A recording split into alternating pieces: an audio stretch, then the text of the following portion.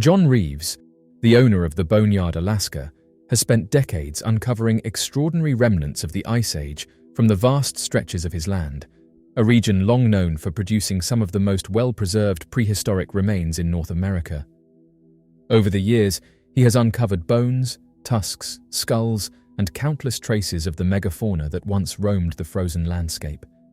His private collection has grown into one of the most remarkable fossil assemblages found on private land, earning widespread attention from researchers and enthusiasts who follow his discoveries with great interest. Yet among all the mammoths, bison, and ancient creatures he has documented, a recent find stands out in a way that has sparked intense debate. This discovery came in the form of a caribou antler, a relic from a species of reindeer that still inhabits Alaska today. What made this particular antler so compelling was not simply its age, but the intricate carving that appeared across its surface. The design resembled a stylized human face, complete with eyes, a nose, and a flowing beard-like feature. The expression was unmistakable, giving the impression that someone thousands of years ago had deliberately etched the figure into the animal's antler. Reeves shared photographs of the find, and the reaction was immediate. Viewers were stunned by the clarity and symmetry of the carving, noting that it bore the characteristics of purposeful human craftsmanship rather than random markings. If authentic, the carving would offer an incredible glimpse into the artistic practices and symbolic expression of early inhabitants of the region. It would demonstrate that people living during the Ice Age were not only skilled hunters and toolmakers, but also individuals capable of detailed artistic work using the natural resources around them. Antler, bone, and ivory carving is known in various ancient cultures, yet a find like this emerging from Alaskan permafrost would broaden our understanding of creativity during that era. It could indicate a form of spiritual representation, storytelling, or cultural symbolism passed down through generations. Such an artifact might even change long-held assumptions about communication, ritual practices, or the aesthetic values of ancient peoples in the far north. Despite this, Reeves reported that several paleontologists who examined the antler dismissed the carving as natural erosion. They suggested that environmental forces, freezing cycles, and weathering over long stretches of time may have produced patterns that merely resembled human features. According to Reeves, this explanation seemed to be offered with little deeper investigation, and he expressed surprise that something so striking would be casually attributed to nature. His followers were even more unconvinced. Many argued that erosion does not typically create such deliberate symmetry, nor produce a facial layout so balanced and expressive. The alignment of features, they noted, appeared far too intentional to be the result of random natural processes. For those who have followed Reeves' discoveries over the years, this antler seemed unlike anything previously found in the Boneyard. It carried an unmistakable sense of design, as though an ancient individual had held it in their hands and carefully shaped it for a personal or ceremonial purpose. Some speculated that the carving could have served as a totem, a protective object, or simply a moment of artistic expression. Others suggested it might belong to a larger tradition of Ice Age art that remains largely undiscovered in the region. What the carving ultimately represents remains a matter of interpretation. Yet the conversation it has sparked highlights the ongoing tension between traditional scientific caution and the possibility that early humans possessed greater artistic sophistication than previously acknowledged. For John Reeves, the discovery reinforces his belief that the Alaskan landscape still holds countless untold stories, waiting patiently beneath layers of earth and ice. A team of archaeologists has revealed a stone-lined, semi-underground chamber hidden within a Scottish hill fort, but despite detailed study, its original function remains unknown. Archaeologists working in Scotland have long known that the country's rugged landscape conceals the traces of civilizations stretching back thousands of years. Yet even with that expectation, the discovery within the Broxy Kennels Fort near Perth stunned researchers in ways few sites ever do. What they uncovered during a routine investigation ahead of a road construction project was not only the remains of an Iron Age hilltop settlement, but a mysterious underground chamber unlike anything they expected to find. This semi-subterranean room, built with carefully placed stones and complete with a paved floor, immediately became the focus of intense curiosity. Its purpose remains unknown, leaving scholars to wonder what role it played in the daily lives, ceremonies, or hidden activities of the ancient community that constructed it. The Broxy Kennels Fort had initially escaped notice for generations.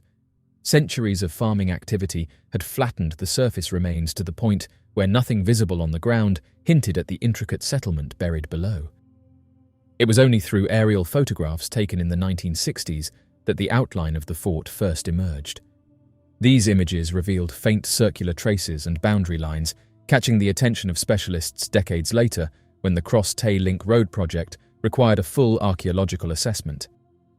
Without those early photographs, the entire settlement might still be unknown. Excavations began in 2022. As the work progressed, archaeologists quickly realized they were examining a site occupied for hundreds of years. Dating placed the earliest activity between the years 550 and 400 BCE, deep within the Iron Age. This was a period defined not only by fortified hilltop settlements, but by intricate craftsmanship, evolving agricultural practices, and an increasingly interconnected network of communities across what is now Scotland. The fort was not military in the modern sense. Instead, it functioned as a robustly defended settlement, likely home to several families and possibly even extended kin groups. The underground chamber they uncovered, known as a souterrain, was not part of the original fort construction. Later inhabitants expanded the site, reshaping its defences and modifying its interior. The placement of the souterrain was particularly unusual.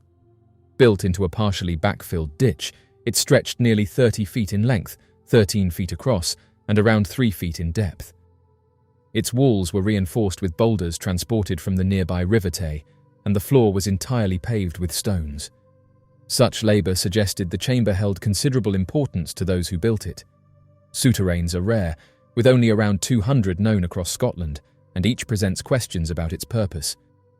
At Broxy Kennels, the most puzzling aspect is that physical evidence refuses to confirm any single theory. The team recovered cereal grains from the floor, but the quantity was too small to support the idea of long-term food storage. Chemical analysis of the soil produced ambiguous results.